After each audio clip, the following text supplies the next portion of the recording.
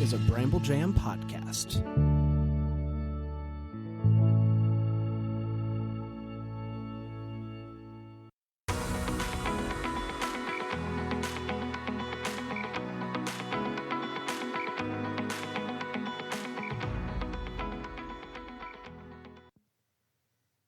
Welcome to Girls Gone Hallmark, a very special live from Bramble Fest episode of Girls Gone Hallmark. I'm Megan, and I'm a longtime Hallmark fan. I'm Wendy. I'm a former Hallmark hater. First of all, thank you to Brandon and the entire Bramble Fest team for having us here this year. We're so excited to be here. And as mentioned, we are reviewing a very polarizing movie.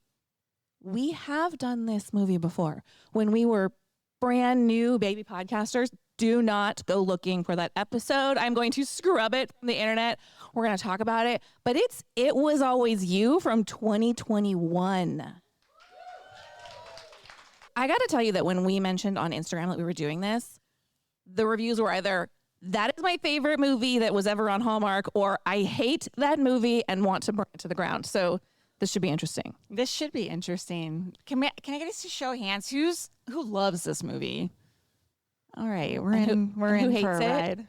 Who's mad about it? All right. Oh yeah. Okay. All right. Cool. Before we jump into our review, quick reminder for everyone here and everybody listening: you can follow us when this podcast is over. We're Girls Gone Hallmark on Instagram. Hey, yeah, we have a Facebook group too. I like to think of it as the second best Hallmark Facebook group. That's right. It's called Girls Gone Hallmark. You can find us in Facebook groups. So we're going to kick it off with a synopsis of It Was Always You. Right. Elizabeth's engagement plans are thrown into disarray when her fiancé's free-spirited brother David returns home. With her engagement party looming and a million things to do, David's unexpected influence prompts Elizabeth to question her life's decisions. Bum, bum, bum. Sound machine. We practiced with the clicker, and now it's not clicking. The clicker's not working, Brand. What did I do? What did I do? Oh. I'll just be right over here. All right. Look, it's time for our news and notes segment. We're going to do things a little bit different. We're going to rapid fire through these. Here we go. I want to say two things about this news and notes segment. And that is, there are people who absolutely love this segment of our podcast, so it's never going away. But there's another reason it's never going away, and it's because we're petty. Yes, we are. Look, a long time ago when we were really new to this, someone messaged us and was like, "Y'all got to do your homework." And we were like, okay. And now the news and notes segment lives on, and we will never, ever let it go, because yes, we can take constructive criticism, but we also never, ever forget that somebody said that. So just lean in. So We buckle up lean for in. 14 news and notes about this movie. This movie was directed by Michael Robinson. He's directed a million things. An Unexpected Valentine and An Unexpected Christmas, which is like a weird pairing because they don't seem to be related otherwise. A Novel Noel, Holiday Crashers, a ton of things. Oh, no. I'm not going to say a word the rest of the show. You don't talk during this. Obviously, you guys recognize these two. This is Erin Krakow. Oh my gosh, did I do it? Is it right? I know, we never got her name right. Krakow. Krakow. I butchered it in our original one. I think I was like, Krakow. I'm like, I'm sorry. I still, Erin, our apologies. Also, and that guy, Tyler Hines. You guys know him, right? Some other notable appearances. Giles Panton as George, who has had a whopping 28 projects since this movie came out 4 years ago. So, you know, we're going to be rough on him, but don't feel too bad for poor Giles Panton. We also have Nelson Wong as Eugene, Caitlin Stryker as Abby, Alyssa Rotary as Louise, and Frances Flanagan as Diana. Something I had completely forgotten is this is based on a book, Today Is Not Your Day by Marion Thurm. So if you either want to love or be really mad at a story, maybe you want to check that out. The teleplay is by Kathy Close. Look, this is really surprising to me. When I went back to look at this, I was like, surely this is going to be a writer that we've heard a million times over the past several years of doing this podcast. I mean, no disrespect to her, but she only has 5 total writing credits: The Christmas Promise and Love at First Glance. are her other 2 Hallmark projects. So that was kind of a surprise to me. I was like, Same. is going to be one of the names. It was not one of the names. Since this is a re-record, we pulled some quotes from our very first episode reviewing, and we just want you to give a quick guess about who might have said it. So up first.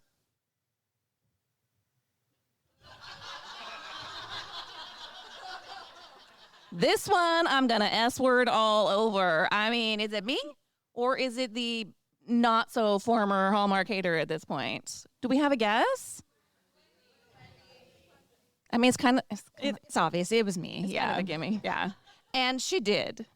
All right. I wanted to feel some conflict about her falling for someone else. Who do we think? Yeah, I really hate the I'm leaving my husband because I'm actually more in love with the other person trope, even though I'm going to defend it here. But I was a little bit like, I mean, it's Tyler and Aaron. It's kind of hard to not defend it a little bit. All right. Final quote. My goodness, Tyler Hines. Like, that dude's just downright attractive. Who said it? Who said it? Y'all, it's a trick question. Do you know who said that? Was it me? It was actually Panda. And I think you're right. He speaks for all of us. All right. It is time for first impressions. Wendy, what's your first impression second time around of It Was Always You? Well, it turns out all it takes is Tyler Hines to unrival your entire life plan. I did skip one of our quotes Oh, that's okay. because the only reason I go back to it is because my first impression references it. We said this in the episode. Y'all, it's so embarrassing if you really listen to that episode, the way we fall all over ourselves over Tyler Hines. I said, are we Heinies?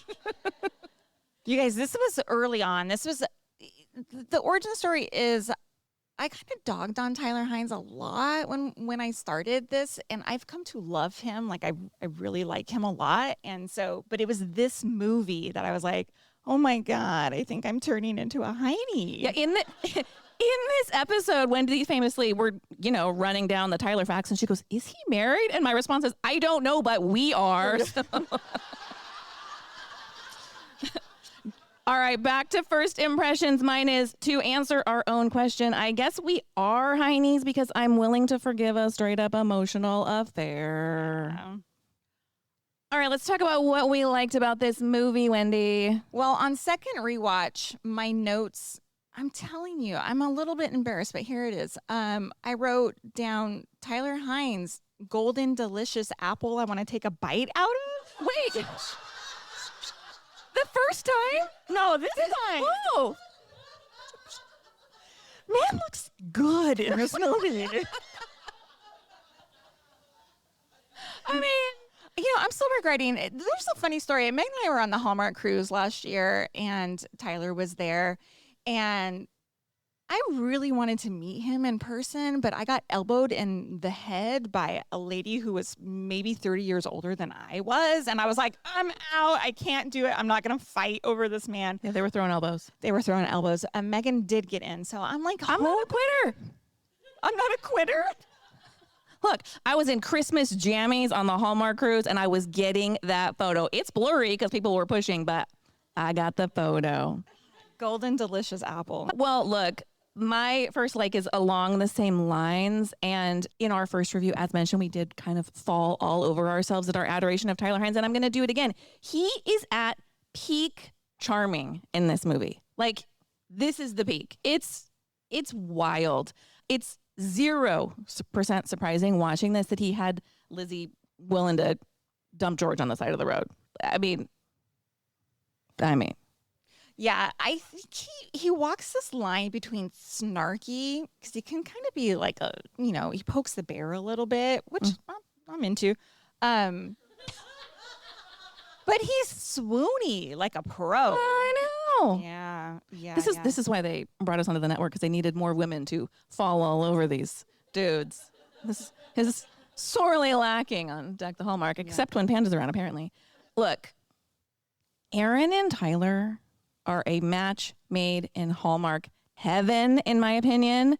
we do have them reuniting in a movie this year. Do we know that? Christmas Above the Clouds, a Peter Benson directed movie. I'm super excited. Shot largely or entirely or partly in an airplane. And oddly, with the timing of this episode, they're also like teasing like, oh, we're open to the idea of And It Was Always You follow-up. I'm not into it. No? I don't like sequels. We don't need it. No. I don't like sequels. She says in a year we're heading into so many sequels. It's going to be a rough year. Yeah.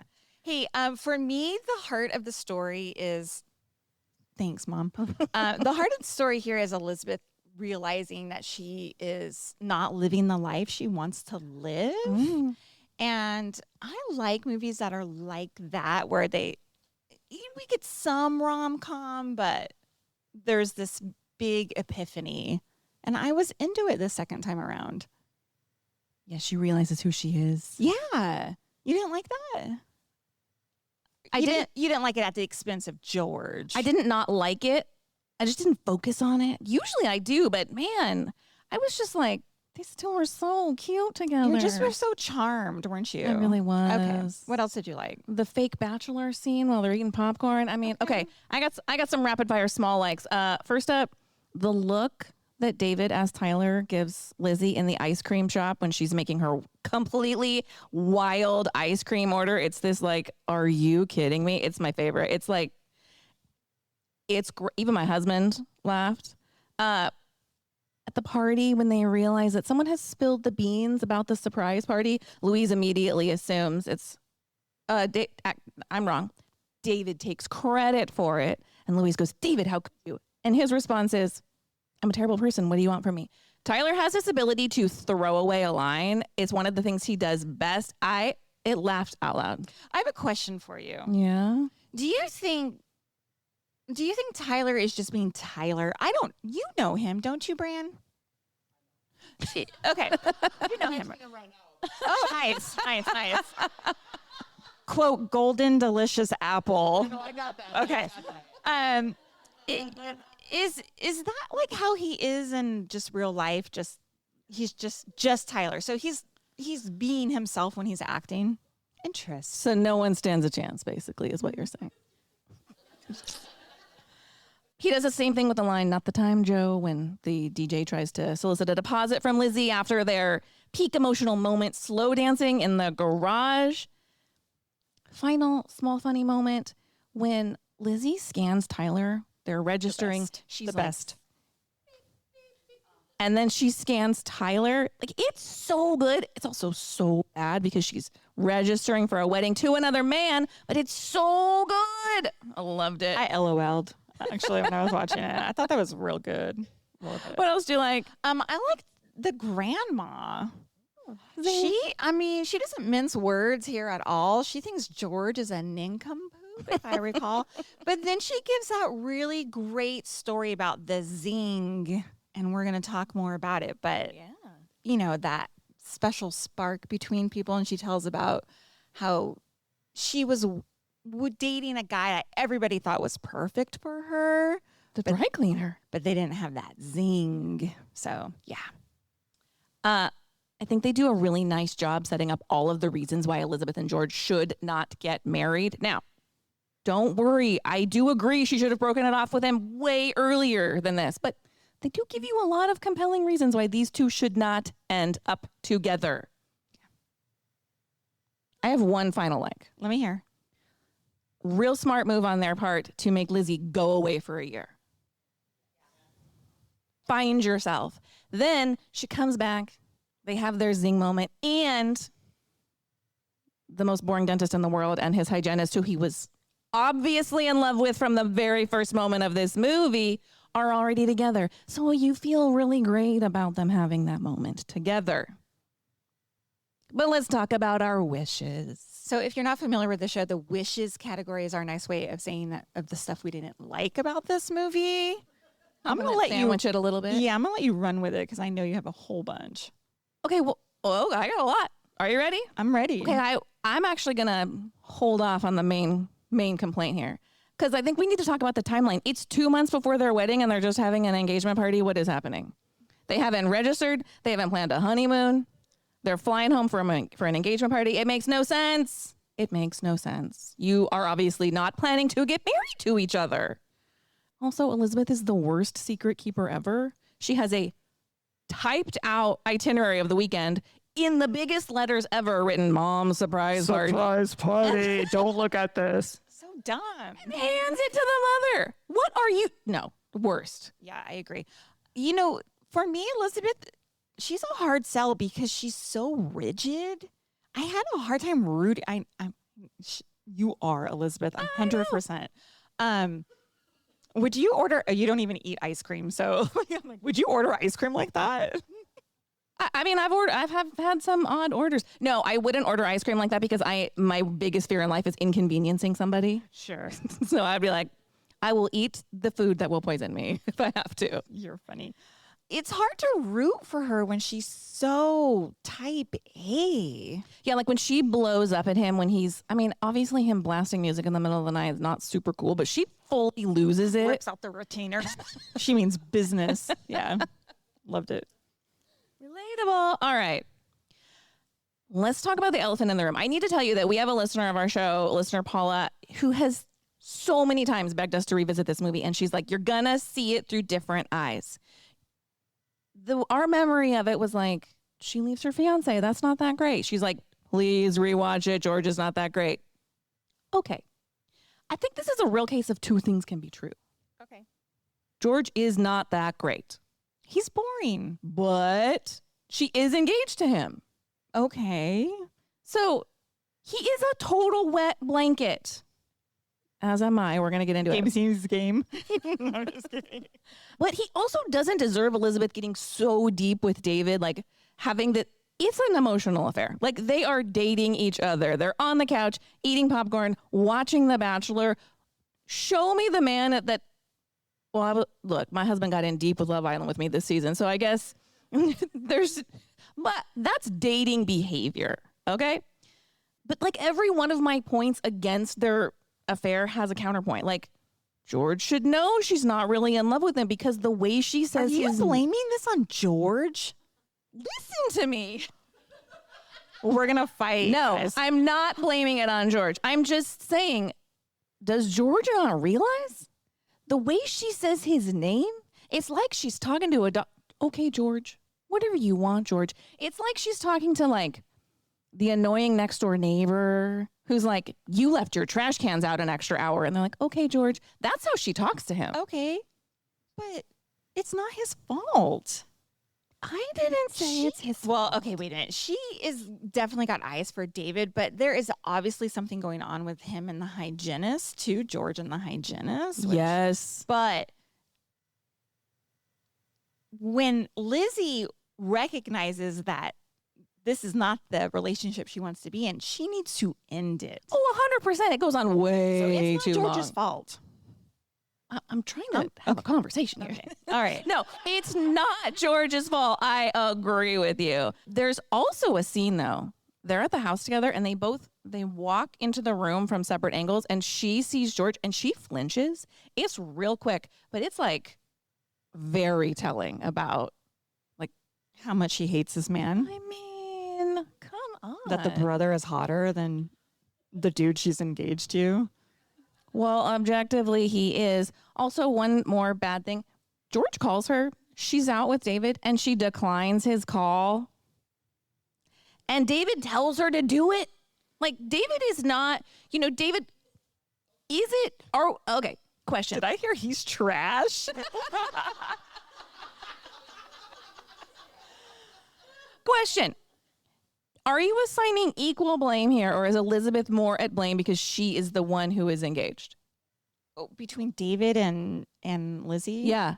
They're both equal. Yeah. Okay, wait. it's I'm equal. hearing. Who thinks it's equal? Loudly.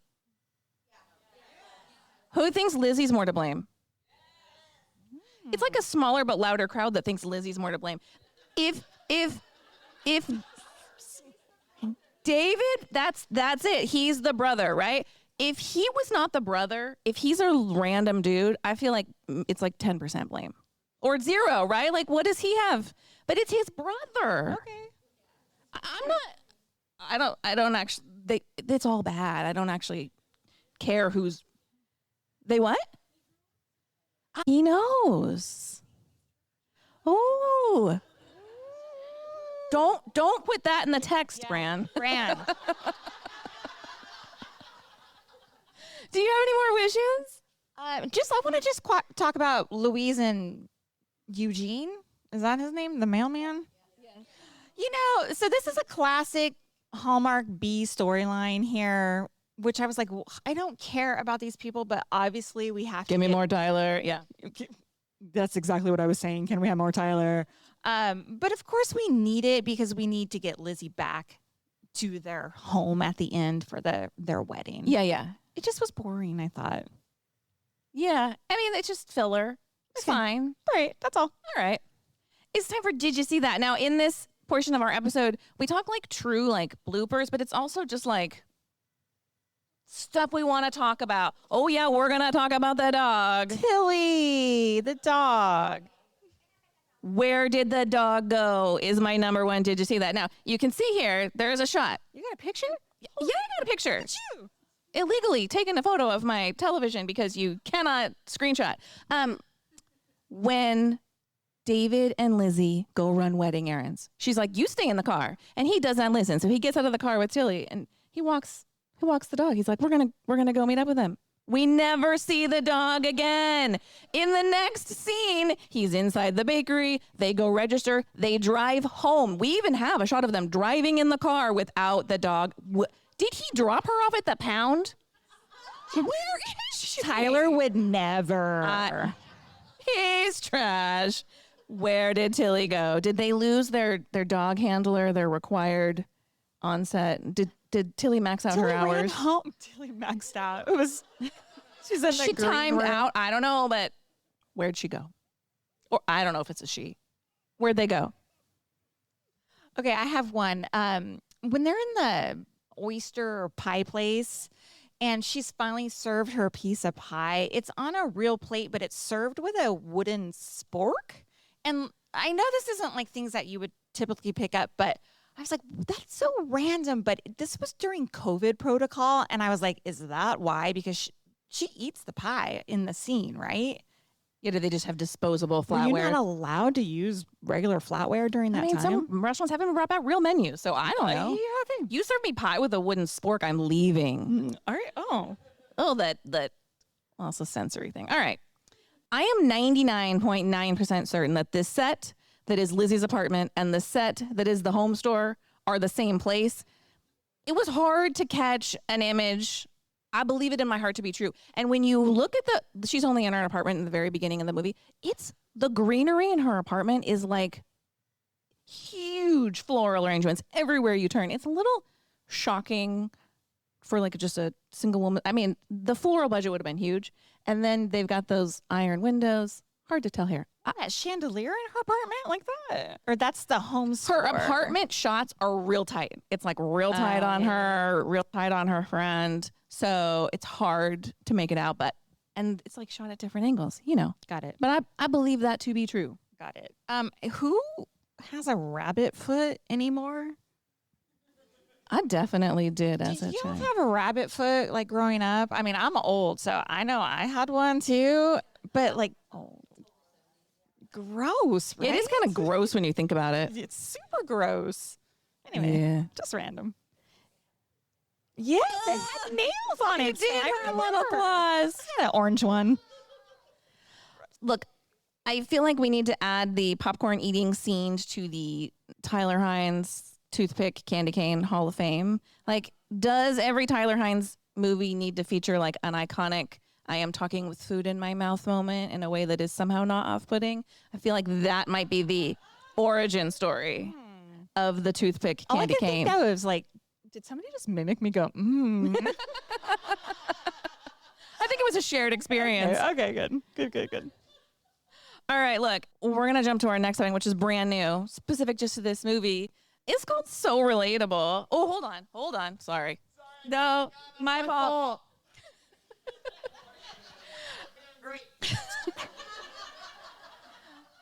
As mentioned, George is a wet blanket, but you know what? So am I, because we're going to lighten things up with a list of moments where I felt seen in this movie. And George, as mentioned... Wait a minute. You relate to George?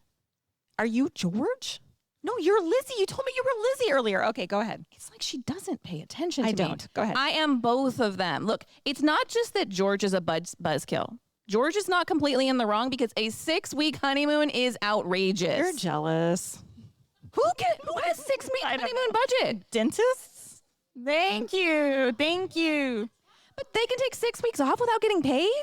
It seemed like their practice was like new and getting... All right, maybe I am jealous. I don't have 6-week honeymoon budget. So I also don't want to go on vacation for 6 weeks. You don't want to be with your husband for 6 weeks? I don't. Neither do I, so it's okay. I don't want to be. I like my house. I like my own house and my own bed and my own shower. That's all. I like home. Elizabeth at one point says, I love a schedule. Me too. Tell me about it. Too. She also says, I don't like rule breakers. Me too. I mean, rough take for her. You took pictures. This girl. What is this called? Don't tell anybody. Oh, it's not plagiarism. What is this called? Copyright infringement? Nobody's going to see it but the people in this room. Okay. That's right. As mentioned, Elizabeth pops out her mouth guard or her retainer in the middle of the night when she wakes up. I mean, as a girl who lives and dies by her mouth guard, relatable. Like, you can't do anything until you get that. Although we didn't get the saliva string. Oh, yeah. If you guys missed that earlier. Yeah, thank you for that visual. I mean, I don't think it's possible to do it without it. The oyster restaurant that George can't stand because it's so annoying. It is annoying. That bell ringing constantly when someone... That's annoying. It's fun. Look, first of all, that restaurant has entirely too many rules to be fun. Do not tell me what I can and can't order. Says the girl who likes rules. What is happening here? Yeah. I contain multitudes. Look, if you serve... Don't make me, like, complete a quest in order to order pie. Finally, I love George's line when she suggests perhaps ziplining. Do you know how many people die on zip lines? Me either, but it's probably a lot. I love it. He's like, maybe it's not fatal, but I don't care. People probably die a lot. Love it. Oh my gosh, love Megan. it. Megan. All right. You want to talk about our next segment? Yes, I do. Yeah. We're going to play a game. It's called Zing or No Zing. So we need your help. Bran. All right, look, we're going to show you some classic Hallmark couplings, and we want to hear from you. Do you believe these couples have zing or no zing? Let's hear it for Andrew Walker and Nikki DeLoach. Look at number one fan right here. We got the pillow. All right. Next up. Zing or no zing? Oh. Brand's going hard for Brennan and Lacey. All right. Next up, we're going to fight if we have a different opinion on this next one. Fire Zing, if I'm right. Fire. Christopher Plaha and Jill Wagner. We just finished Wrapped Up Mystery 101. We're not okay. You warned us. We weren't ready. Finally.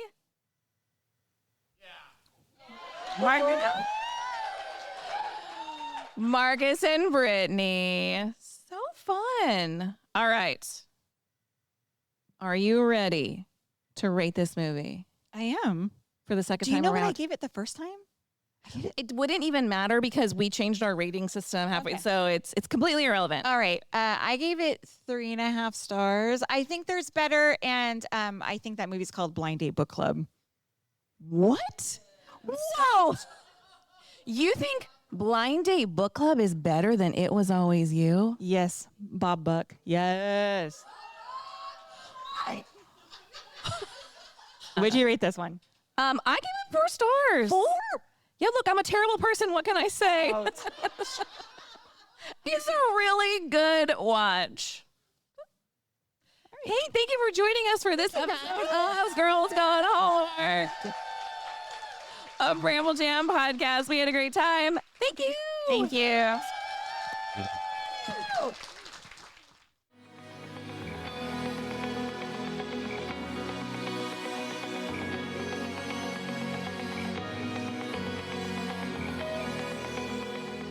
All right, friends, before we go, just a quick heads up. You're about to hear some ads. These little gems help us keep the show running and the Hallmark love flowing. So do with that info what you will. Grab a snack, hit the skip button, or maybe, just maybe, listen in and discover your new favorite product. Bye.